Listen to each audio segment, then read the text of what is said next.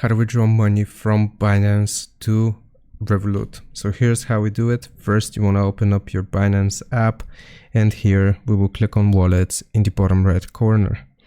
Once we've gone to wallets, you will select withdraw, and then you gotta choose the last option here, withdraw crypto or withdraw fiat. Now you will choose the currency which you want to withdraw into your Revolut crypto wallet. So for example, here I'll do Litecoin because I have some Litecoin, and we will choose send via crypto network.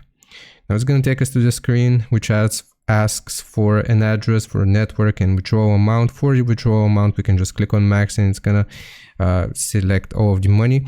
And how do you get this crypto wallet address? You want to open up your Revolut app and then go to the crypto section. Then you will just click on the same currency which you're trying to transfer, and it's going to generate you a wallet code. You copy that code, put it in address, make sure the networks match here. You can choose the different networks and you can just click on withdraw, and that's how you do it. Hope this helps. Leave a like and sub. I'll see you next time.